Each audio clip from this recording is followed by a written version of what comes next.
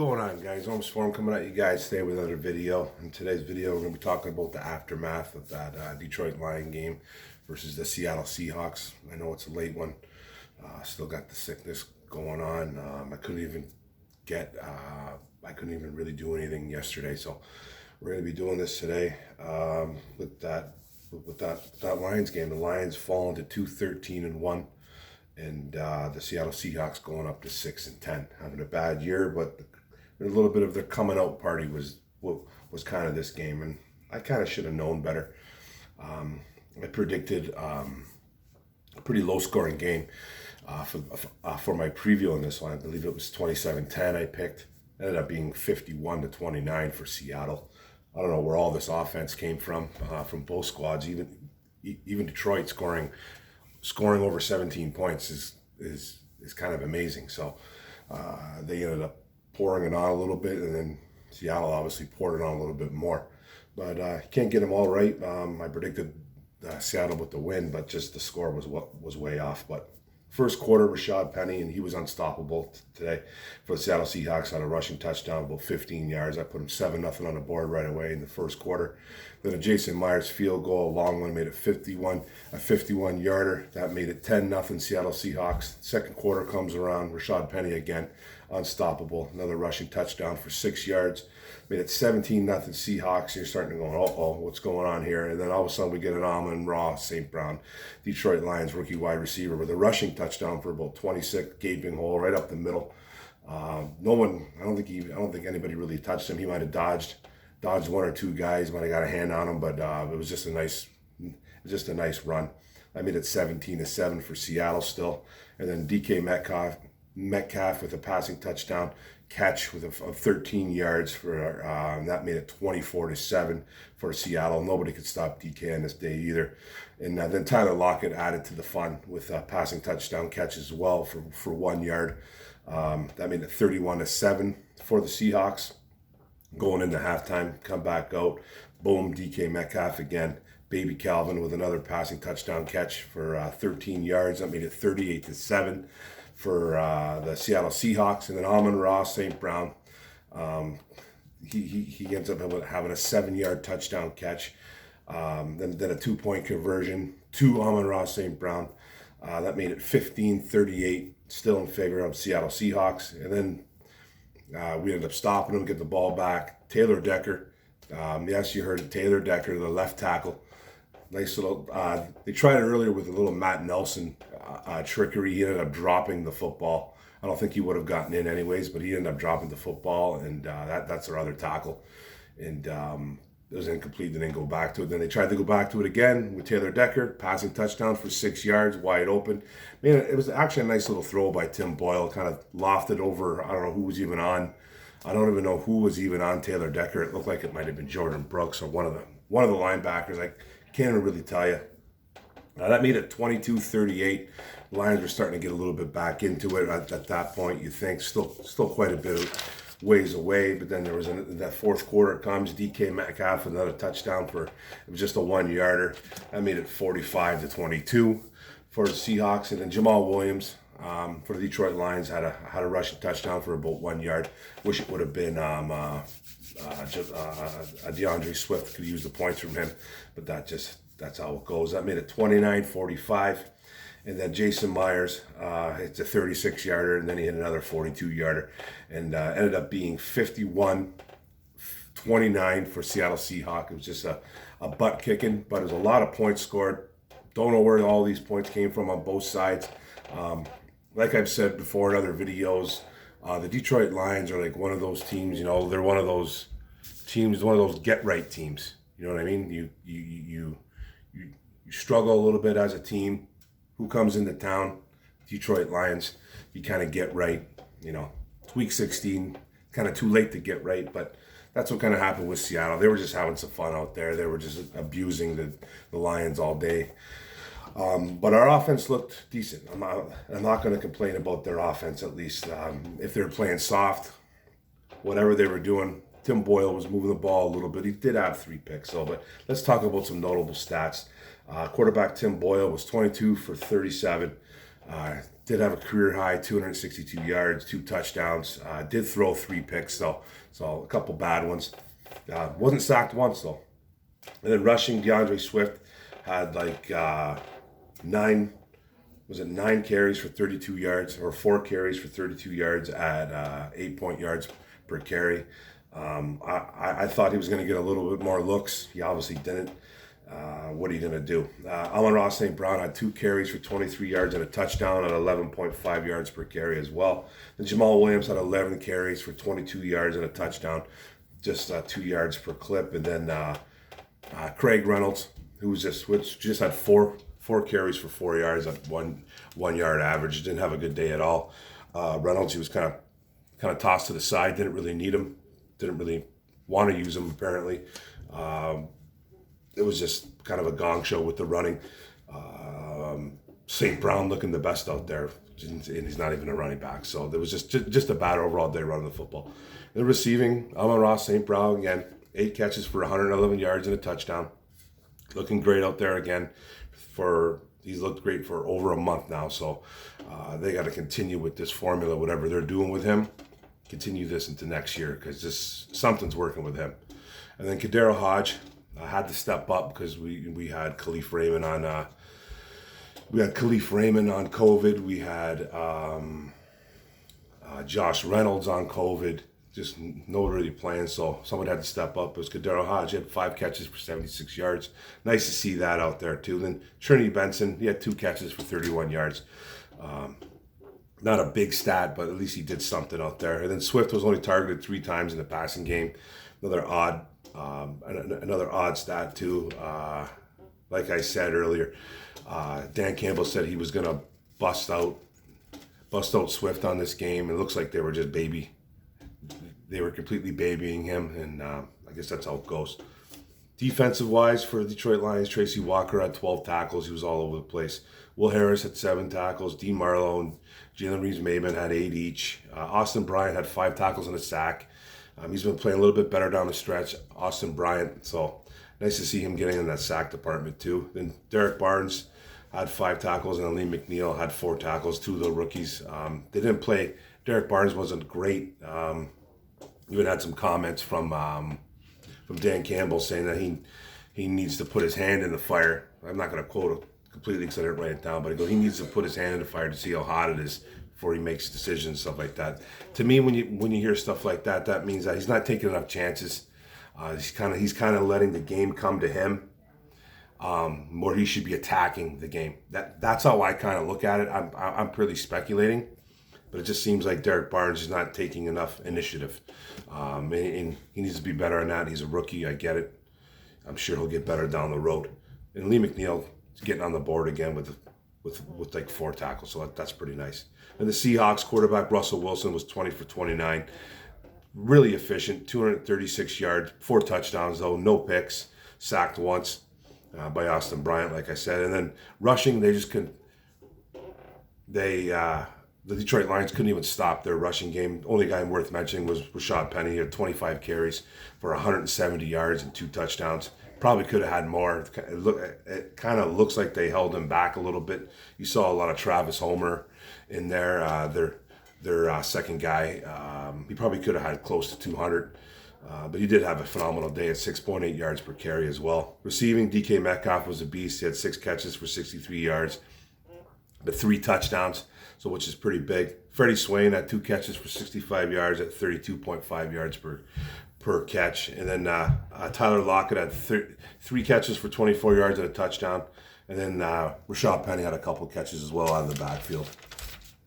Their defense wasn't great overall either because we did put 29 points on the board, like I said. The cornerback DJ Reed had a pretty solid day. 8 tackles, 2 picks. Picked off Tim Boyle twice. Linebacker Jordan Brooks, their young linebacker, had 10 tackles. Linebacker Cody Barton had 7. And then safety Ugo Chukwu Amadi had 2 tackles and a pick as well. So decent days from those guys. But overall, as a defense, both squads, Lions in play. Lions got absolutely gashed defensively through the air, especially on the ground. Couldn't do anything, couldn't stop anybody. Couldn't stop anything Seattle was trying to accomplish, and they were accomplishing it well. Russell Wilson was having his way. Rashad Penny was having his way. Metcalf was toying with people. It was just an overall gong show. Our defense just was constantly trying to play catch up. Trying to stop them. Actually, our offense would try to play catch up. Tim Boyle throwing picks didn't hurt. He did sustain three drives in a row where we did score, put points on the board. So it happens. It's going to happen. And I didn't think it was going to happen this game, but it was good to see guys stepping up on our offense that we didn't really think were going to step up, like Daryl Hodge. Finally had a really nice game. He's probably kind of been buried in the depth chart. Understood. He's really a good special teams kid. He's a big kid that comes out of Cleveland. I think we picked him up after the Cleveland Browns released him, and then we picked him up on waiver wires. So, and he's finally got his chance to shine, to start, I guess. And he looked okay. Trinity Benson got a couple catches too, so that was nice to see that as well. Running wise, though, disappointed in their run game. Obviously, the Lions could not do anything on the ground. They had 60 yards on the ground, something like that. 32, 42, 42, 52, 62, 72, almost like 75, 80 yards as a unit. And that's just four guys I put down. I don't think anybody else really carried the ball. Tim Boyle might have had a carry for about 14 yards, I think. But I'm not really going to throw that in there. But it does count against their running stats.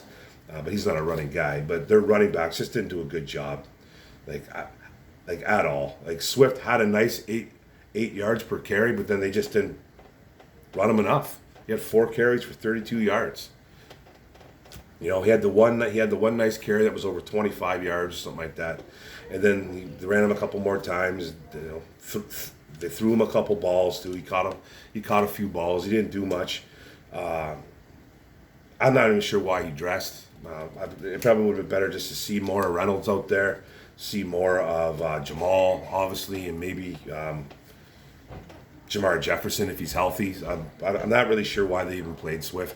Just to tell you the truth, I don't even know why. I know he loves the game. He wanted to be out there, but if he's going to be your future, hold him out. It just didn't make any sense to me if they weren't going to use him. So, I don't know. Maybe they just wanted to see how his shoulder would carry him. So, I guess that's all right, I guess. But not really a whole bunch to talk about on this game, guys. Their defense is terrible. They gave up a lot of yards. They gave up 262 through the air. Then they gave up another 170 on the ground just to Rashad Penny. That's not even. I didn't even write down what Homer and those guys did.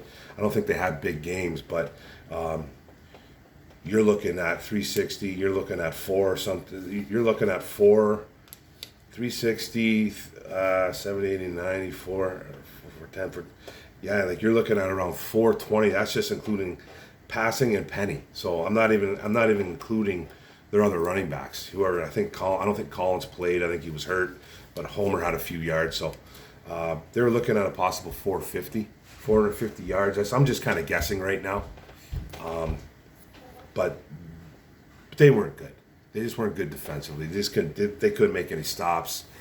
Even Dan Campbell coming out with kind of a little bit of shade at Derek Barnes, a little bit, saying he's developing, but he needs to be better. He needs to do this, needs to do that. He needs to put his hand in the fire, using metaphors, just doing what he can. But Dan Campbell, man, he's very transparent. He doesn't beat around the bush. He will. The one thing he will do is, though, sometimes he will kind of I'm not gonna say bash, but he will criticize, but then he'll throw a backhanded comment right after. He'll kind of comment, then criticize, comment, criticize. So he kind of plays both sides of the fence a little bit. But he was pretty transparent with the Derek Barnes situation, saying just he needs to be better. He does, because he's going to be a part of this team going forward. And Levi was week too. He was kind of he said the same kind of thing. Levi would have a great play, then he would take then it would be a learning experience the next one. Then it would be a good play, then another learning experience. You know, he's not coach speaking, but he's kind of like, he kind of is in a way. But Levi, I think, has been one of the most disappointing draft picks so far in the early tenure of Brad Holmes. Second round pick. We're always cursed with this second round pick for some reason. It always comes and bites us in the butt. I've never understood it. It's too early. It's too early, but he's just been disappointing. No, often training camp being hurt. Finally getting in the games, not doing much. Have a couple good games, get a sack, fall apart down the stretch though, disappear. Like, it's just he's had a bad year. He's had a really forgettable rookie season, and I'm hopefully that goes in the back of his mind. He needs to come out better next year. But other than that, man, we didn't even have a tight end on the roster either. I don't even think they were carrying a tight end on the roster. From what I heard from the game, I didn't see Jared Pinkney if he was out there, and I don't think they activated Ross Travis. So I don't know even though if Pinkney even played. A left tackle caught a touchdown. They threw 2 balls to 2 left tackles, the Detroit Lions. So I don't remember seeing any Pinkney stats, and I don't know if he played. I really don't, man. I didn't look really hard because I just kind of forgot what I was looking for there. Just, you know, I didn't see Hawk out there, didn't see Brock Wright, obviously. So they start throwing the ball to your left tackles. Those are your 2 tight ends for the day. So, and one scored a touchdown. Taylor Decker, his first one of the year. I think it's first one of his career, I believe. I could be wrong there though. It might be his second. Stafford might have thrown him one before, but it might be his first. I don't know. But that was the game, guys. You know, I was surprisingly shocked that we did as well as we did on offense, even though Boyle was not great. And I was okay with a couple guys stepping up. That's nice to see in the wide receiver department. Defensively, you got 51 dropped on you. There's nothing really impressive I can talk about that. You know, Austin Bryant getting in the sack department, sure, that's fine. He's been racking up some sacks the last few games. But other than that, their defense got their you-know-what kicked in, right up to their throats. So, and everybody calm down about any worries about Aaron Glenn jumping ship and becoming a head coach next year. I know a lot of people, you know, I said that in my last video, I'm going to repeat it again. And I'm not even bashing Aaron Glenn. I think he's done a stupendous job for what he's been handed.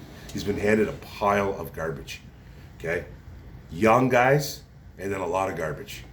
So I think they will get better in the future. Obviously, we got a big draft coming up, so let's see what happens there. But that was it, guys. We got one more game on the docket. Coming home back to Green Bay. Who knows if Aaron Rodgers is playing? He says he wants to play. I don't know why. They already got the #1 seed locked up. Home field advantage locked up. There's no point. He said he wants to play, but let's see if it's the Aaron Rodgers show or if Matt LaFleur is the actual coach of that team. Because if I was Matt LaFleur, I'd be telling Aaron Rodgers to go sit down. There's no point in you playing. What if he blows his knee? And then you're not winning anything. So I don't know why Rodgers would even want to play. It doesn't even make any sense. I get it. You're a gamer. You know, you're a football player. But who cares? But who really cares about this last game? No, I still don't. I'm probably still not going to pick the Lions to win anyways. But it doesn't matter. We got one more game on the ticket, and it's against the Green Bay Packers at home. That's the video, guys. Thanks for tuning in. Don't forget to hit the subscribe button on the right. Don't forget to hit my notification bell, get all my videos. And like and comment this video, man. Let's talk about it. Go Lions. Boom. Draft's coming.